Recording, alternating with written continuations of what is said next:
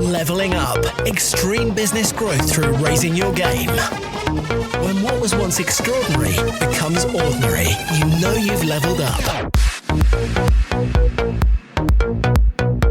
Hello and welcome to the Leveling Up Podcast with me, George Swift. The Leveling Up Podcast is here to give you the personal development, the entrepreneurial development and the business growth that you, the ambitious business owner, desires. I'm here to give you the inspiration, the motivation, but above all else, to challenge your aspirations to take you and your business to the next level.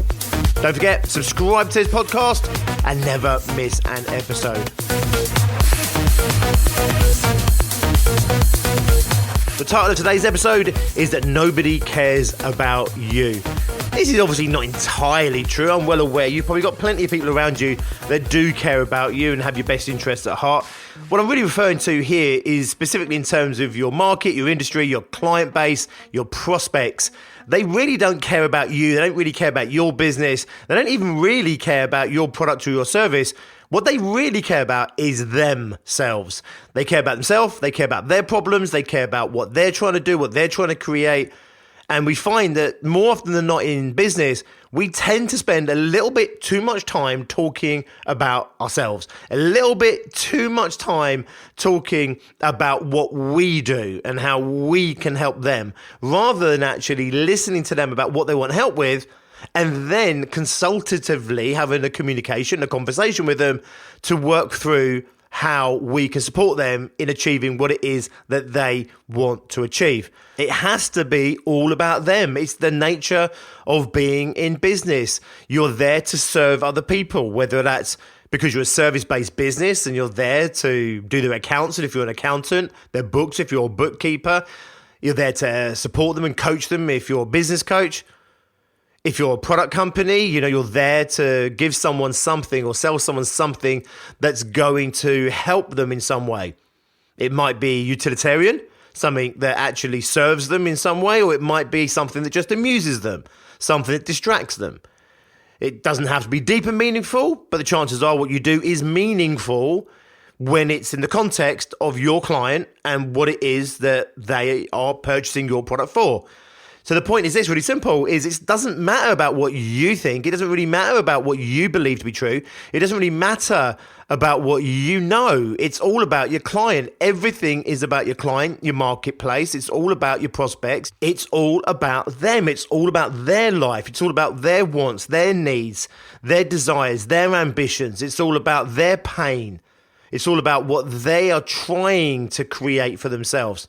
And as business owners, we can sometimes be a little bit self-absorbed. Why? Well, because the human race is a little bit self-absorbed.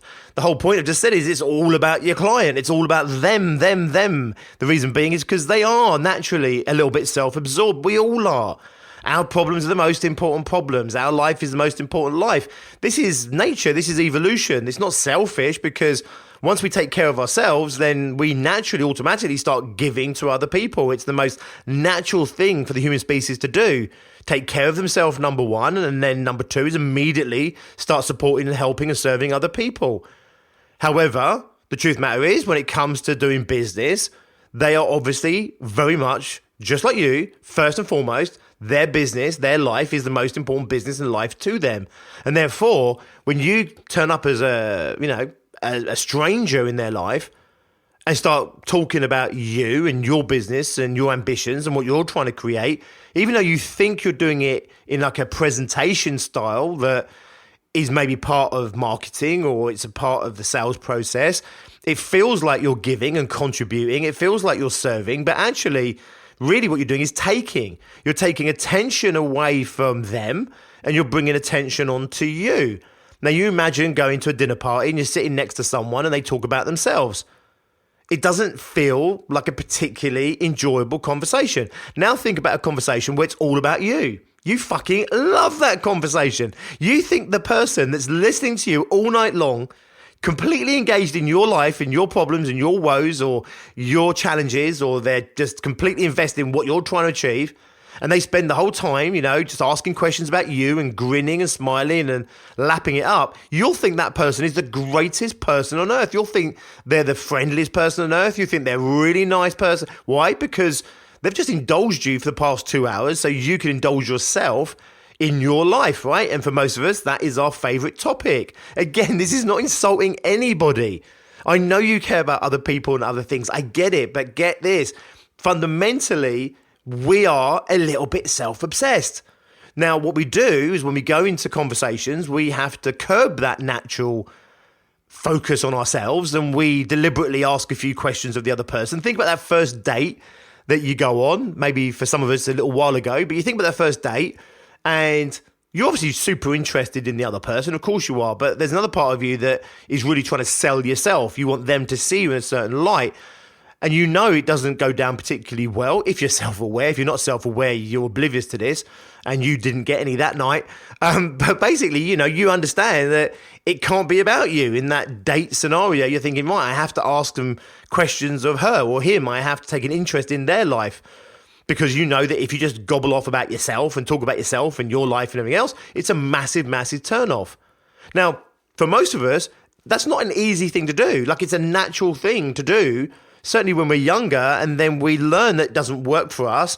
So we start to curb that, and the impulse is still there to talk about ourselves and our life, but we keep ourselves in check. We have that self-awareness, and we kind of force ourselves, inverted commas, to take an interest in the other person. Now, I know you take an interest in the other person. I get it. What I mean by this is that there's a part of you that has to push down you talking about yourself and your life, or focusing on yourself and your life, and you have to kind of deliberately force yourself, to take the interest I hope you naturally have anyway, which is curbing the other impulse, which is to focus on ourselves. Now, again, I know this isn't necessarily painting a particularly wonderful picture of human nature, but it is true. We are obsessed about ourselves.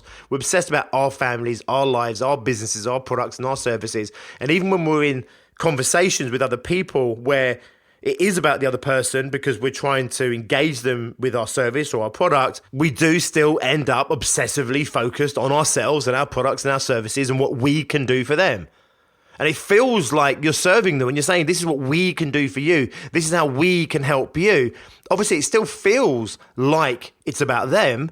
But if you just listen to the sentence, this is what we can do for you. It's still all about you. So it's really hard to change this language, whether it's in marketing, whether it's when you go networking, whether it's social, or whether it is in a sales process. It's really hard to break these habits of making it all about you.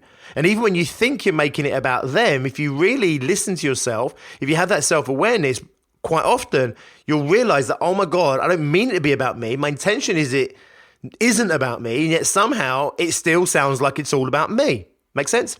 So what you want to do is you want to cultivate a true understanding and perception from your client's perspective. You really want to understand them, their problems, how they see the world. You really want to get to know them. Again, let's go back to the first date analogy. This isn't about you going in there and trying to score. This isn't about you going in there and trying to convince them that you're a wonderful person. This is about you going in there and taking a genuine interest in them, really understanding them, their woes, their problems, their challenges, their dreams, their ambitions, and their goals.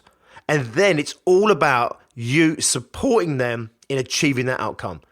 So often in these kind of conversations, Apple gets mentioned, but I have to mention them again. What Apple did so well, and I'm sure it's still an ethos in the company now, but it was never more so evident than when Jobs was at the helm. What Apple did was make their products all about you. They made products all about the consumer. It was never about Apple. It was never about we're this and we're that and we're this and we're great. And it was always about you. It was always about your life. And if you look at the marketing of Apple, where Microsoft was about the masses, Apple was always about the individual. When you look at their adverts, when they used to have the silhouettes dancing, for example, it was always the silhouette of the individual dancing. It was always about them. It wasn't about the crowd. It wasn't about the masses. It was about the individual. When you go back to Apple's first ever TV commercial, it was themed around George Orwell's dystopian 1984. And it was this athlete, this woman coming in, and she came in and threw a hammer at the TV, and, she was breaking apart the status quo. And it was all about that. It was all about the individuals. And Apple did a remarkable job of gaining fans because Apple people were Apple people. They were loyal to Apple, and, they would spend 2, 3, 4 times as much money as they needed to for a PC. But they were absolutely devoted Apple people. And what Apple did was go out there and find Apple people. And it went out there and it was all about those people. It wasn't about Apple. It wasn't about their products. More often than not, you'll see this when you look at really good marketing, really good adverts on TV, for example. You'll see how the best adverts, the best companies, they really do make it about the individual. If you think about like a Coke advert, they don't talk about the sugar. They don't talk about the chemicals. They don't talk about the liquid. It's all about the individual. It's all about their experience. It's all about their life. It's all about who they are. So I want you to think for a moment, when you look at your current marketing, for example, when you look at your own brochures, look at your own website, and when you read it, and it's really hard when you're close to this, but when you read it, does it read like you, or I? Does it sound like it's all about you, or does it sound like it's all about your client? Does it sound like it's all about your product, your service, or does it sound like it's all about your client and their problem and how you understand, acknowledge, and empathize with their issues and how you can support them to achieve what it is that they want to achieve? Is it about them? Is it about you? And even if it sounds like it's about them, is it secretly still about you? We help you do this. We help you do that. Now, of course, at some point in your website, your brochure, in your pitch, in your marketing, at some point, you're going to have to say something along the lines of, this is who we are and this is what we do and this is how we help. But that should be such a small part of the conversation compared to, let me find out more about you. Let me understand more about you and what you're going through. Let me talk to you about you. And then it becomes about, this is what we do and this is how we solve this. This is how we can get you here. Does this make sense? Too many businesses jump in at this is what we do. And as the title of this episode says, they don't give a shit about you. They don't care about what you do. When they come into a sales meeting, it's all about them. It's all about what it is that they're working on or what they want or what they're trying to create. In How to Win Friends and Influence People, Dale Carnegie refers to being like a puppy dog, and he says, everybody loves a dog because when a dog greets you, it greets you like you're the most important thing in the world. It comes up, it's wagging its tail. It's all about you. It's not about the dog. It's all about, showing love, showing affection. They're so excited to see you. They're so happy to see you, to be in your presence. And it makes you feel amazing. And he describes that if you want to influence people, it's like, be the dog, just be so interested in other people, be so interested in their lives and what they're doing, be so excited and passionate about them and their life and what they're trying to create. And if you do that, this is how you bond with people, connect with people. They'll think you're the greatest guy or girl in the world. They'll think you're an amazing human being. They'll think you're brilliant. They'll love you for it. You'll make them feel good about themselves. You'll make them feel good about that meeting. And that is how you start to build these stronger bonds. Of course, then in a more practical sense, you then also get all the information that you need to be able to truly ascertain how you can best serve them. Again, everything I say is not about manipulation. It's not about manipulating. It's not saying, right, okay, so if you go on a dinner date, ask the girl loads and loads of questions about herself, make it all about her, make her feel special, and then if you're lucky, she'll drop her drawers for you that evening. That's manipulation, right? What I'm saying here is, if I understand more about another human being and their needs and their desires and their wants, whether it's in a personal capacity or whether it's in a business capacity, I can understand better how I fit in that person's life, how I fit in that person's world. It gives me context for what I can offer this other person. In a sales capacity, it means I can contextualize what I do specifically for this person. It means I can truly understand what it is that this person needs. And therefore, when I'm talking to them, I'm not talking about my product or my service. I'm talking about their objectives, their outcomes, and ultimately how I work with them as a partner in achieving that end result. It's a double whammy. They'll like you more. They'll be bonded to you more. They'll think you're a great person. and you'll get the information that you need to be able to work out how you can best serve them. And again, this is not about manipulation. This is about me understanding you better. Because if I understand you better, number one, I know how I can help you. If I can't help you, by the way, I shouldn't take your business. I've said this in many episodes, and I've said this many times to audiences and to my group. You know, if you can't help someone, if you're not the right person for your client, you shouldn't take that business. It's not good for them. And I tell you now, it's not going to work out for you either. This whole approach that I'm talking about is about working out how you can best serve them if you're the right person for them.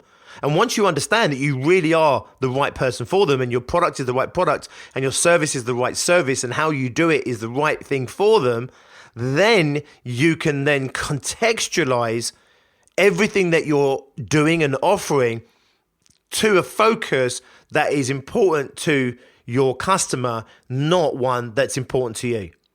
It's a really hard discipline. It's a really hard habit to break. We grow up as children and it's all about I. It's meant to be about I. Kids are the most selfish thing on earth, right? It's all about I. As we evolve, it becomes more about the we. It becomes more about me and those significant people in my life. It becomes about my partner, my kids.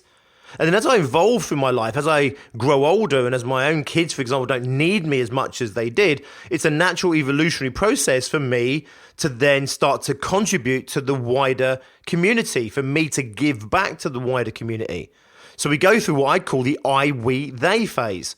When you're in a business, you're serving your customer. Whether you're 18 years old, whether you're 28 years old, 48 years old, or 88 years old, you're here to serve. It's always about the they. How can my business, my product, my service, how can that add benefit? How can it create value for other people? And then when you're in front of your specific prospect or your specific client, it's all then targeted specifically and contextualized towards that specific individual. So go through, check your marketing media, check your website, check your sales strategy. Think about how you talk to people on the phone, how you talk about your products, how you talk about your services, how you go out there and network. Think about even how you socialize, and start listening to yourself and start picking yourself up when you're talking about I and we and me and making it all about yourself, even though you don't mean it that way. You're not a mean person. You're not a selfish person. You don't mean it to come across that way. It's just human nature, and it's a bit of a habit that we've got ourselves into. And as is the case with all habits, if we can create a habit, if we can make a habit, then we can break a habit. And we can create and make a new habit. It starts with self-awareness. It starts with, being able to look at yourself in the mirror and see yourself in an objective way, not look at yourself and hate yourself. Equally, it's not about looking at yourself in the mirror and being in denial about yourself. Self-awareness is about being open to seeing the good in yourself, whilst also being open to see some of your flaws or weaknesses, or just call them things that are getting in the way of you being who you want to be and creating what it is you want to create. Self-awareness is where it all starts. The awareness that you have a habit, the awareness that you're doing something, the awareness of the impact that's having, awareness of the result that's creating. Once you gain that awareness, it normally isn't a massive leap to start to break that habit, because that's not fundamentally who you want to be. No one wants to be a selfish person. No one wants to go to a dinner party and be that person where it's all about them. That's why you work so hard to take interest in other people. But understand, if you're having to work so hard to take interest in other people, it shows you that you're kind of competing with another urge inside you. And that other urge is to probably be focused on yourself.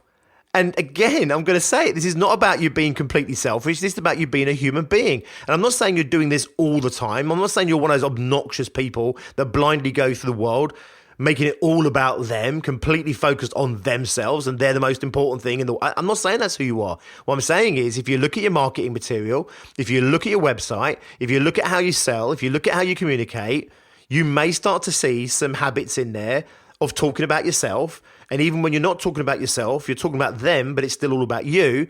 And it's about shifting those patterns of communications. But rather than trying to fake it or feign it, it's about actually being aware of what you're doing. Understand that's not who you are anyway. I want to take an interest in my client or my prospect. I want to take an interest in all human beings around me that I have contact with.